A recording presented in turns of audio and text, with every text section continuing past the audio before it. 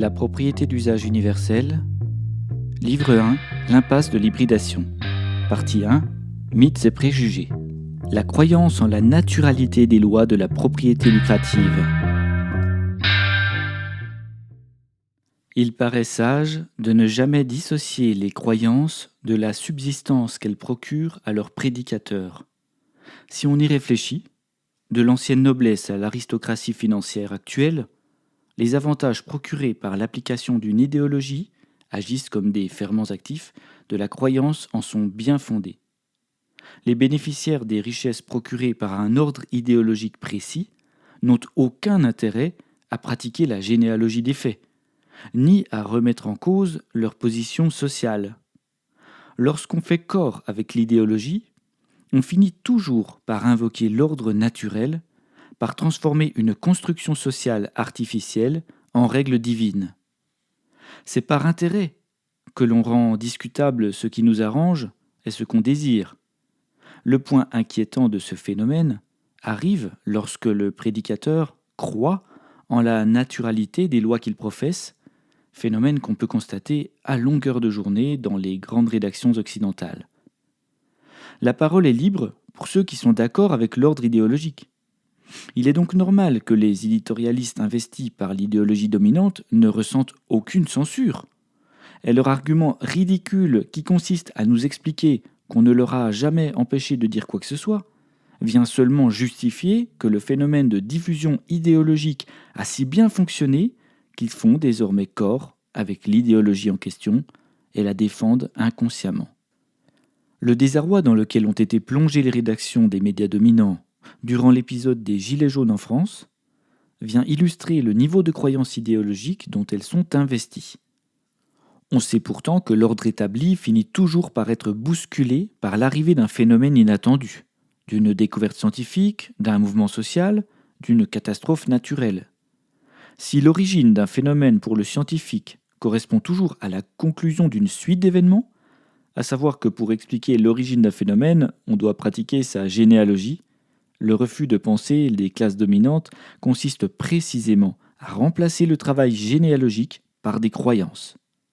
Les médias dominants sont au dominé aujourd'hui ce qu'était le tribunal d'inquisition pour Galilée, à savoir une instance avec laquelle le dialogue est compliqué. Le modèle hybride donne prioritairement la parole à ceux qui sont d'accord avec lui. Les rares contradicteurs sont entourés de chroniqueurs, d'experts, dont le travail consiste à consommer le temps de parole de l'opposant, à utiliser les arguments de la naturalité, à diverger du sujet pour le discréditer. Cette croyance ridicule en la naturalité des lois de domination n'a rien de nouveau. On peut relire Malthus pour s'en convaincre, qui concluait que, je cite, « La cause générale et permanente de la pauvreté a peu ou point de rapport avec la forme du gouvernement ou avec l'inégale division des biens. Il n'est pas en la puissance des riches de fournir aux pauvres de l'occupation et du pain. Et en conséquence, les pauvres, par, en majuscule dans le texte, la nature même des choses, n'ont nul droit à leur demander. » On trouve difficilement meilleur exemple de discours sur la naturalité de la domination. Or, Malthus, comme les médias dominants du XXIe siècle, utilisait deux arguments faux. Premier argument, la pauvreté serait indépendante de toute construction sociale, donc la domination d'une minorité n'aurait rien à voir avec les lois sociales.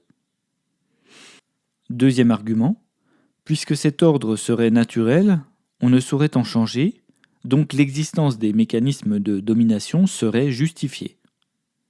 Non seulement ces deux arguments ressemblent à s'y méprendre à des mantras d'autoconviction, mais on pourrait simplement inverser le raisonnement, à savoir que l'existence d'une majorité dominée résulte des lois écrites par les dominants. Sur le moyen de résoudre les inégalités, je partage néanmoins l'idée que les mécanismes de redistribution de la propriété lucrative ne peuvent solutionner ce problème, puisqu'il faut actionner d'autres leviers que la taxe et l'impôt. Bien que cette assertion soit contre-intuitive, puisqu'elle aurait comme conséquence d'enrichir les riches, il faut la concevoir dans un autre système de propriété, la propriété d'usage, et en comprendre le fondement. N'oublions pas que l'impôt compensatoire est motivé par l'inégalité produite dans le système lucratif. Dans la société humaine, complexe, composée de boucles et de rétroactions, les lois de la propriété peuvent varier énormément. Personne ne peut donc affirmer qu'elles sont immuables ou naturelles.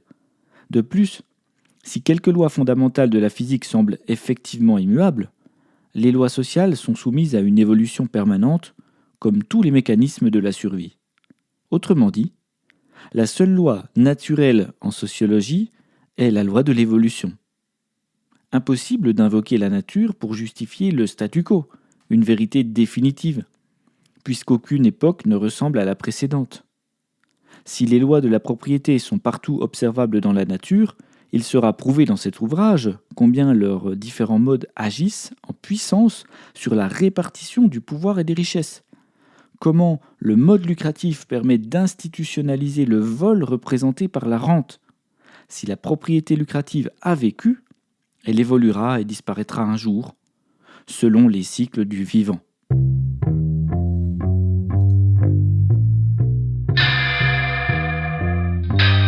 Retrouvez le texte intégral sur lapropriétédusage.com.